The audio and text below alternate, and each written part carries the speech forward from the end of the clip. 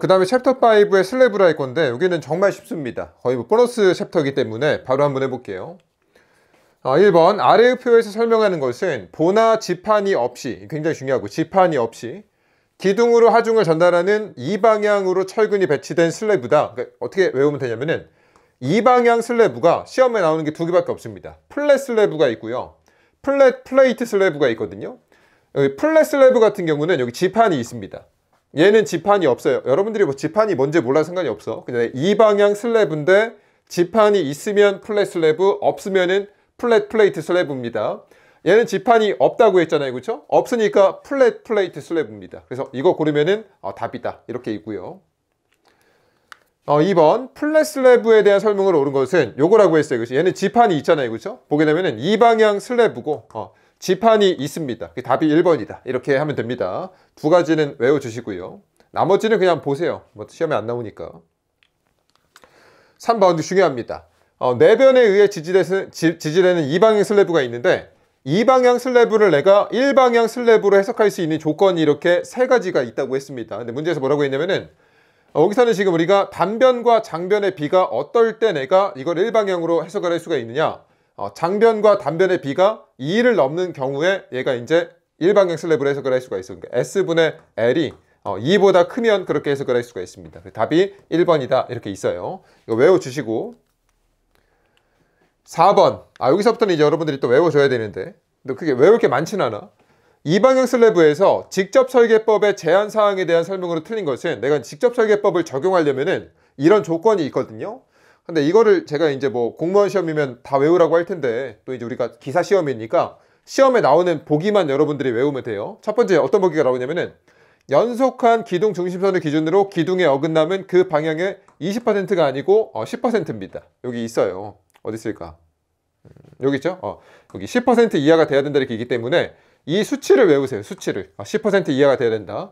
물론 뭐 이게 어떤 의미를 갖는지는 제가 이론 수업 시간 때 했지만 지금은 우리가 그렇게 하는 게 아니야. 자격증은 얘가 10% 이하가 돼야 된다. 수치를 외우면 되고 5번 그러니까 이런 식으로 나오니까 제가 외우라는 거예요. 이 방향 슬래브에 직접 설계법을 적용하기 위한 제한사항으로 틀린 것은 연속한 기둥에 어쩌고 이렇게 쭉쭉 있는데 얘는 20%가 아니라 10% 이하가 된다. 이게 있고 6번 똑같잖아요. 이렇게 직접 설계법이 있는데 제한사항으로 틀린 것은 연속한 기둥에 어쩌고 이렇게 있는데 얘는 15%가 아니라 10%다. 이렇게 있고요.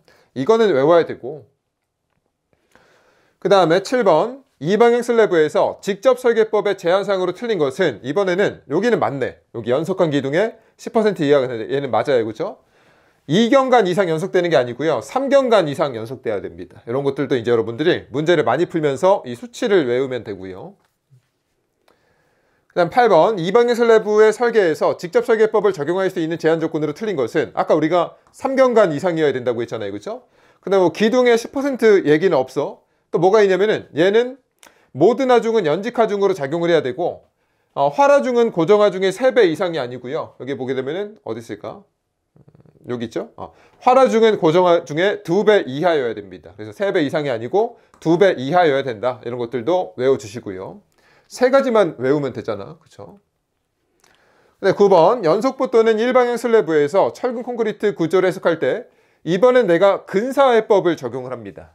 근사해법을 앞에 거랑 다른 거예요. 이거에 대한 설명으로 틀린 것은 나왔습니다.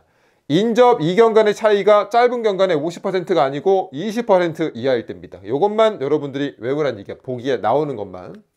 이걸 만족할 때 근사해법을 적용할 수가 있다. 10번 연속부 또는 일방향 슬래브의 힘 모멘트와 전단력을 구하기 위해서 근사해법을 적용할 수가 있는데 이 조건으로 틀린 것은 활하중이 고정하중의 3배를 초과하는 경우가 아니고 초과하는 경우가 아니고 초과하지 않는 경우입니다. 초과하지 않는 경우. 그래서 초과하는 경우가 아니다. 이렇게 하면 되고요. 11번 이거는 이제 표 하나만 외우면 됩니다. 이거는 진짜 무조건 맞춰야 되는 유형의 문제가 있거든요. 철근 콘크리트 부재에서 처짐을 방지하기 위해서는 부재의 두께를 크게 하는 것이 효과적인데 구조상 가장 두꺼워야 될 순서로 나열한 것은 일단 여러분들이 이거를 통째로 외워야 됩니다. 얘는 안 외우면 방법이 없습니다. 어떻게 외우라고 했냐면은 단, 일, 양, 캔 이렇게 외우라고 했고 그 다음에 여기는 보 또는 리브가 있는 일방향 슬래브고 여기는 리브가 없는 일방향 슬래브입니다. 리브가 뭔지는 몰라도 상관이 없어, 여러분들은. 그 다음에 어떻게 외우고 있냐면은 여기 8분의 1, 10분의 1을 외웁니다. 8분의 1, 10분의 1. 근데 여기다 내가 2배를 하게 되면은 16분의 1, 20분의 1 이렇게 되잖아요. 그러니까 분모에다가 2배를 하게 되면은, 그치? 그 다음에 여기다 내가 2.5씩 더하면은 이렇게 되고요. 4씩 더하면은 이렇게 됩니다. 이 표는 무조건 외웠다고 치고, 됐죠? 문제에서 뭐라고 했냐면은 가장 두꺼워야 되는 걸 고르라고 했어요. 그러면은 뭐가 제일 두꺼워? 얘가 제일 두껍죠. 켄, 단일, 양 순서로 두껍습니다. 얘가 8분의 1, 16분의 1, 18.5분의 1, 21분의 1이니까 켄, 단일, 양을 고르면 돼. 그래서 켄, 단일, 양이니까 답이 2번이다. 이렇게 나오는 겁니다. 표를 외워주시고요. 12번 여기서부터 또 다 암기야. 표를 외웠다고 치고 휨부재 설계 시 처짐 계산을 하지 않아도 되는 보의 최소 두께를 콘크리트 구조 기준에 따라서 설명한 것으로 틀린 것은, 내가 이제 이 표를 만족하면은 처짐 계산을 별도로 안 해도 된다, 뭐 그런 규정이 있습니다. 이론 수업 시간 때 했는데, 틀린 것은 문제에서 보게 되면은 얘가 지금 보통 중량 콘크리트고요. 이 표 자체가 요거 일때만 쓸 수가 있다고 했어요. 그 다음에 FI가 400MPa이고 이거 보라고 했어. 봤는데 근데 조건이 없어요. 보의 최소 두께를 할 때 아니 얘가 뭐 보인지 일방향 슬레이브인지 말이 없습니다. 그쵸? 말을 해줬어야 되는데 얘는 없어가지고 그냥 출제자 의도에 맞춰서 풀게요. 요거 가지고 풀었나봐. 요거 가지고. 그래서 여기 보게 되면 단순 지지된 보라고 했으니까 여기 있네. 여기요. 단순 지지된 보라고 적혀 있네. 단순 지지 보니까 16분의 L 이렇게 있고요. 그 다음에 얘도 이제 1단 연속 보니까 1단 연속 보잖아요. 그죠? 18.5분의 1이 이렇게 있고, 그 다음에 양단 연속 보라고 했으니까 양단 연속 보니까 21분의 L이 이렇게 있고요. 그 다음에 캔틀레버 보라고 했으니까 8분의 L인데 얘는 12분의 L이라고 했으니까 틀렸다 이렇게 있습니다. 근데 여기서 한 가지 또 포인트가 있습니다. 얘는 왜 줬을까요? 얘는 이 표 자체가 400MPa 이하인 경우에만 얘를 쓸 수가 있고요. 400MPa이 아니면은 이 값에다가 이제 이걸 곱해줘야 됩니다. 보존값을. 이건 좀 이따 보여줄게요. 13번 지간이 4m고 단순 지지된 일방향 슬래브가 있는데 처짐을 계산하지 않는 경우 슬래브의 최소 두께를 구하라고 했습니다. 그럼 이 표를 쓰면 되는 거고요. 문제에서 단순 지지된 일방향 슬래브라고 했잖아요. 그죠? 그럼 단순 지지 일방향 슬래브니까 얘를 딱 씁니다. 리브에 대한 언급이 없으면 없는 겁니다. 그럼 내가 지금 20분의 L을 하면 되잖아요. 그죠? 그럼 내가 20분의 L이 4m니까 얘를 갖다가 쓰면 되잖아. 그럼 200mm죠. 그럼 얘가 답입니까? 아닐 수도 있어. 뭘 봐줘야 되냐면은 FI가 400MPa인지 봐줘야 됩니다. 400MPa일 때만 이 표를 쓸 수가 있어요. 얘는 맞죠? 그러니까 200mm 고르면 되고, 만약에 얘가 400mm가 아니었다 그러면은 이 값에다가 이제 이거를 이렇게 곱해주면 됩니다. 곱해주면 돼요. 오케이. 그 다음에 사실 여기 조건이 하나가 또 있어요. 뭐가 있냐면은 이 슬래브의 두께는 100mm보다 커야 됩니다. 그래서 이것보다 큰지 한번 확인해 주면 되는데 이거 가지고 답이 갈리는 경우는 없더라고. 이렇게 있고요. 14번 길이가 7m고 양단 연속 보가 있는데 처짐을 계산하지 않는 경우 보의 최소 두께를 구하라고 했습니다. 그러면은 양단 연속 보라고 했으니까 21분의 L을 이렇게 하면 되잖아요. 그렇죠? 근데 L이 문제에서 7m라고 했으니까 여기다 갖다 넣고 계산하면은 이 값이 나오는데 얘가 답입니까? 라고 했을 때 이걸 확인을 해줘야 됩니다. FI가 400MPa이니까 얘는 답이고, 만약에 아니면은 이걸 곱해줘야 됩니다. 그 다음에 이것도 100mm보다 큰지 한번 이렇게 봐주고, 여기까지 하면 완벽하고요. 15번 또 봅니다. 여기서 캔틀레버 보가 있고 처짐을 계산하지 않는 최소 두께를 구하라고 했으니까 이걸 쓸 건데, 캔틀레버 보니까 내가 이제 8분의 L을 하면 되잖아요. 그렇죠? 근데 8이 이렇게 있고 L이 문제에서 4m니까 이것만 계산하면 답입니까? 하나 확인해야 된다고 했어. FI가 400MPa인지 봤는데 아니잖아요. 그죠? 그럼 내가 이제 이걸 곱해줘야 됩니다. 이렇게. 그래서 FI가 350이니까 여기다 350을 갖다 넣고 정리하면은 465가 나오니까 얘가 답이다. 또 100보다 큰지 한번 봐주고요. 16번 얘는 숫자만 변경돼서 나왔으니까 여러분들이 그대로 한번 풀어보고, 17번 처짐을 계산하지 않는 경우에 또 이거 쓰겠다는 얘기죠. 이게 있는데 단순 지지된 보가 있고요. 최소 두께를 구하라고 했습니다. 그러면은 단순 지지 보니까 16분의 L 쓰면 되겠죠. 16 이렇게 있고 L이 문제에서 여기 지금 10m니까 여기 10m 여기다 갖다 쓰면 되겠죠. 그럼 얘가 답입니까? FY를 봐줘야 되지. FY가 지금 300MPa이니까 요거를 이제 여기다 곱해줍니다. 그래서 300 넣고 정리하면은 536.6이 나오고 얘가 100보다 크니까 답이다. 이렇게 있어요. 이거는 무시해도 상관없어요. 이거는 주나 안 주나 요거 씁니다. 오케이. 18번 얘도 이제 숫자만 변경이 됐으니까 여러분들이 그대로 한번 풀어보고요. 19번 아래표와 같은 조건에서 처짐을 계산하지 않는 경우, 그러니까 이 표를 쓰겠다는 얘기인데 보의 최소 두께를 구하라고 했습니다. 이거 지금 단순 지지 보고요. 단순 지지 보라고 했으니까 단순 지지 보니까 16분의 L을 갖다가 쓰면 되겠지. 그러니까 16분에 있는데 경관이 12m라고 했으니까 얘를 갖다가 쓸 거고요. 뭐 요거는 주나 안 주나 요거 씁니다. 쓸 수 있는 게 요거밖에 없어 우리는. 됐죠? 그 다음 400MPa인지 봐줘야 되는데 아니니까 이제 여기에다가 곱해줘야 되겠지. 그래서 350 갖다 넣고 곱하면 얘가 나오는데 100보다 크니까 답이다. 이렇게 있고요. 그러니까 얘보다 커야 된다 그 얘기야. 얘보다 커야 된다. 그러니까 제일 가까운 거 고르면 돼. 얘보다 큰 것 중에서. 20번. 여기서 이제 또 여러분들이 외워야 되는 게 있습니다. 일방향 슬래브의 구조 상세에 대한 설명으로 틀린 것은 이렇게 나오면은 제가 이제 뭐 공무원 시험에서는 이거를 뭐 반드시 외워야 된다. 뭐 이론서에 있는데 근데 또 기사 시험이니까 보기 중심으로 공부를 해봅시다. 첫 번째, 일방향 슬래브의 두께는 최소 100mm 이상으로 되어야 된다. 요거는 외우세요. 이거는 중요한 보기입니다. 됐고, 이거 교재에 있어.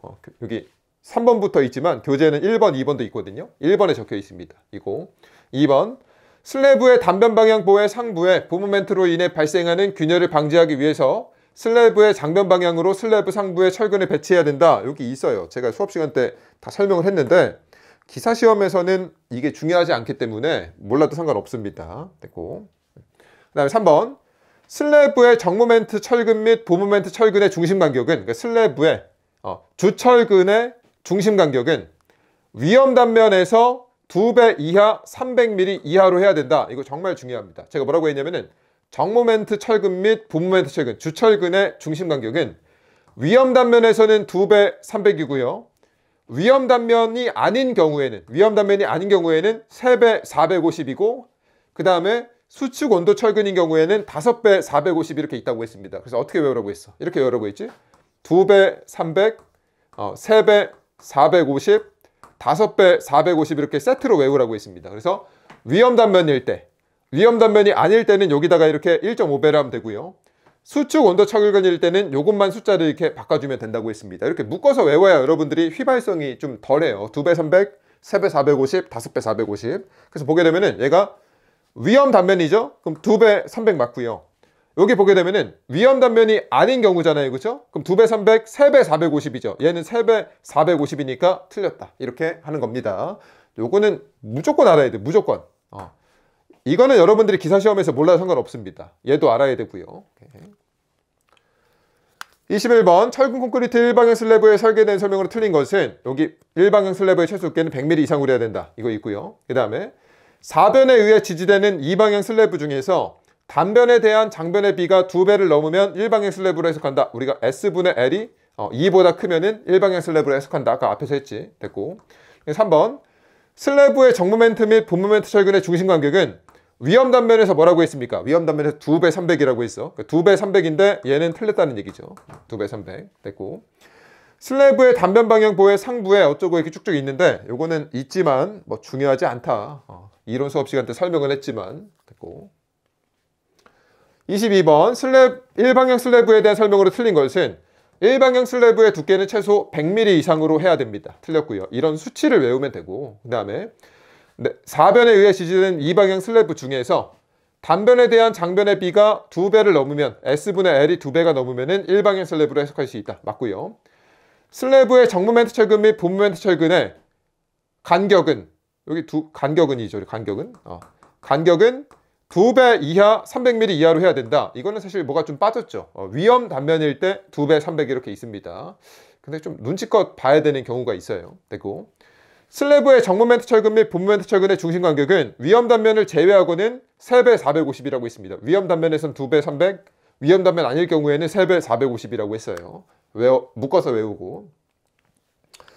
23번 슬래브의 구조 상세에 대한 설명으로 틀린 것은 일방의 슬래브의 최소 두께는 100mm 이상으로 해야 되고, 정모멘트 철근 및 본멘트 철근은 위험 단면에서 2배 300 맞죠? 그 다음에 수축 온도 철근은 5배 450이라고 있습니다. 5배 450. 그 다음에 이방향 슬래브의 위험 단면에서는 간격을 2배 300으로 한다. 이거 1방향도 2방향도 위험 단면에서는 2배 300, 2배 300으로 합니다. 똑같습니다. 이것도 이론 책에 있는 거고 2배 300, 3배 450, 5배 450 이렇게 외우면 되고요. 24번 일방향 철근 콘크리트 슬래브에서 수축 온도 철근의 간격을 얼마로 할 것이냐 2배 300, 3배 450, 5배 450 이렇게 한다고 했어요. 3번 25번 이것도 잘 나오는 유형은 아닌데 최근에 또 공무원 시험에 나왔고요. 여기 있던 문제가 공무원 시험으로 넘어갔는데 볼게요. 일방향 철근 콘크리트 슬래브에서 FI가 450MPa인데 수축 온도 철근비를 얼마로 할 것이냐 이거는 또 이제 정해져 있습니다. 이 항복 강도에 따라서 수축 온도 철근비를 얼만큼 배치하세요 이렇게 적혀 있거든요. 근데 450MPa이니까 400초과잖아요. 그죠? 이때는 이제 이만큼 배치해라 이렇게 적혀 있습니다. 그래서 이거를 대입을 해 이렇게. 그럼 0.002 곱하기 FI분의 400이니까 FI에다가 450 갖다 넣으면은 0.0018이 나오는데 하나 더 확인해야 됩니다. 여기 문제에서 설계 기준에서 전체 면적의 철근비를 0.0014 이상 해야 된다 이렇게 적혀 있거든요. 그래서 얘가 0.0014보다 큰지 확인하고 만족하니까 얘를 답으로 고르면 됩니다. 그러니까 이 문제 풀려면 어쨌든 간에 여러분들이 얘를 외워야 된다는 얘기예요. 26번 일방향 철근 콘크리트 슬래브에서 전체 단면적이 이렇게 있고요. 항복 강도가 500MPa인데 수축 및 온도 철근의 최소값을 구하라고 했습니다. 그러면 얘도 이제 500MPa이니까 400초과했지? 그러면 내가 이제 이만큼 배치를 이렇게 할 겁니다. 이렇게. 그럼 FI에다가 500을 갖다 넣게 되면은 철근비가 0.0016만큼 배치를 해줘야 되는데 얘가 0.0014보다 큰지 확인을 하고요. 확인을 하고. 그럼 내가 만족하니까 요만큼 배치를 하면 되잖아요. 그렇죠? 근데 전체 면적에 대해서 요만큼 내가 이제 배치를 해야 된다. 뭐 그런 규정이 있습니다. 됐고. 27번 단순 지지된 이방향 슬래브의 중앙점에 집중하중 P가 이렇게 작용을 할 때 경감비가 1대 2라면 단변과 장변이 부담하는 하중비가 얼마냐 이건 어떻게 하라고 했습니까? 이렇게 외우라고 했어. P는 3승에 대응이 되고요. W는 4승에 대응이 된다고 했습니다. 그 다음에 내가 이제 여기서 짧은 변이 부담하는 하중이 있고요. 긴 변이 부담하는 하중이 있어요. 뭔 얘기 하는지 알지? 이론 수업 시간에 했으니까 제가 간단하게 하는 겁니다. 내가 이렇게 이렇게 슬래브가 있는데 여기 내가 가운데 이렇게 하중이 이렇게 딱 작용을 했어. 그러면은 이 하중이 이제 이 짧은 변 방향으로 짧은 변들이 부담하는 이 하중이 PS라고 하고 쇼트니까 오케이. 그 다음에 긴 변 방향이 부담하는 하중을 내가 이제 PL이라고 할 텐데 그럼 내가 이제 이 P라는 하중을 얘랑 얘가 이제 얼만큼 부담할 것이냐 이걸 계산한다고 했습니다. 그래서 내가 이 짧은 변 애들이 부담하는 하중이 있고요. 긴 변 방향이 부담하는 하중이 있는데 어떻게 한다고 했어? 밑에는 내가 이제 S3승분의 L3승 하고 여기 밑에는 그대로 쓰고 얘도 똑같이 들어갑니다. 그 다음에 S를 구하려면 여기 L이 들어가야 되고요. L이 들어가면 여기 S가 이렇게 들어가야 된다고 했습니다. 이것도 다 증명 가능한데 여러분들은 외우면 돼. 만약에 얘가 이렇게 집중하중이 아니고 등분포 하중이면 어떻게 된다고 했습니까? 그때는 내가 이제 여기 숫자를 4로 이렇게 슬쩍 이렇게 바꿔주면 된다고 했습니다. 집중하중은 3, 등분포 하중은 4라고 했어. 근데 문제에서는 여기서 짧은 변 방향과 긴 변 방향이 부담하는 비율을 구하라고 했거든요. 그럼 얘랑 얘가 몇 대 몇이냐? 그럼 어떻게 하면 돼? 여기 똑같잖아요. 얘도 이렇게 똑같지. 그러면 내가 이제 L3승 대 S3승 이렇게 하면 됩니다. 그러면은 여기서 얘가 S가 되고 얘가 이렇게 L이 되거든요. 그러니까 S에다가 1 넣고 L에다가 2 갖다 넣게 되면은 8대 1이다. 이렇게 푸는 겁니다. 그냥 이렇게 풀 줄만 알면 돼요, 여러분들은. 28번. 그림과 같이 단순 지지된 이방향 슬래브가 있는데 전체에 이렇게 등분포 하중이 작용을 한대요. 이때 AB 방향 이쪽으로 분배되는 하중을 구하라고 했거든요. 그러면은 WS를 구하라는 얘기죠. 짧은 변 방향의 등분포 하중이니까. 그러면 내가 전체에 대해서 이만큼의 비율로 부담을 할 건데 밑에는 내가 S, L 쓰고 위에는 뭐 있습니까? S를 구하려면 L을 갖다가 써야 된다고 했습니다. 그리고 집중 하중은 3승이랑 대응되고 등분포 하중은 4승이랑 대응된다고 했으니까 4를 갖다 넣고요. 그럼 짧은 변이 이제 얘가 S가 되고 얘가 이제 L이 되잖아요. 그렇죠? 그래서 S에다가 0.5L을 갖다 넣고 L에다가 이제 L을 이렇게 갖다가 넣으면 됩니다. 정리하면 얘가 답이에요. 그 답만 구할 줄 알면 돼요, 여러분들은. 29번 요거는 하나 외우면 됩니다. 아래의 슬래브의 직접 설계법에서 모멘트 분배에 대한 설명으로 옳은 것은 무슨 얘기냐면은 어떤 단면에 M0라는 모멘트가 걸렸어요. 근데 그 모멘트 중에서 내가 얼마만큼을 마이너스 모멘트로 보고 얼마만큼을 플러스 모멘트로 볼 것이냐 그게 있거든요. 근데 뭐 자세한 얘기는 몰라도 되고 근데 M0를 얼만큼을 마이너스 모멘트 얼만큼을 플러스 모멘트로 보느냐 뭐라고 적혀있냐면은 전체의 65%를 마이너스 모멘트로 보고 35%를 플러스 모멘트로 봅니다. 그래서 여기 갖다가 넣으면 돼요. 설계 규정에 적혀 있으니까 이렇게 갖다가 넣으면 답이다 이렇게 있고요.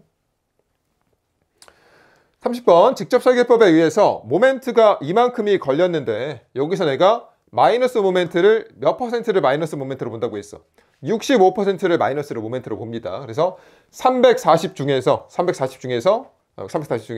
65%를 마이너스 모멘트로 보겠다 이런 얘기죠.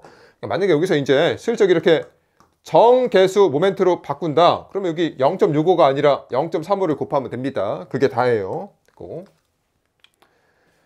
31번 요거는 이제 지엽적인 문제가 있습니다. 그래서 요거를 여러분들이 다 외울 수가 없기 때문에 그냥 보기만 기억하면 됩니다. 철근 콘크리트 구조물에서 연소 긴부재의 모멘트 재분배를 할 건데 틀린 것은 나왔거든요. 물론 이제 이 모멘트 재분배에 대한 또 설계 규정이 있는데 이런 것까지 여러분들이 외우고 다닐 필요는 없어요. 그래서 보면은 뭐 다 나와 있지. 외웠다고 치면은 뭐 근사회법에 의하여 휠 모멘트를 계산한 경우에는 연소 긴부재의 모멘트를 재분배할 수가 없다. 여기 뭐 있어요. 근사회법에 의해서 이렇게 쭉쭉 있고 그 다음에 휠 모멘트를 감소시킬 단면에서 최하단 인장철근의 순인장 변형률은 0.0075인 경우에만 가능하다.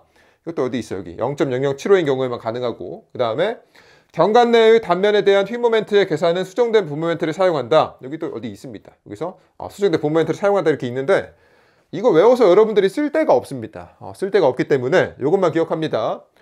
재분배량은 산정된 분 모멘트에 이렇게 얘가 아니고요. 요겁니다. 요거 여기다.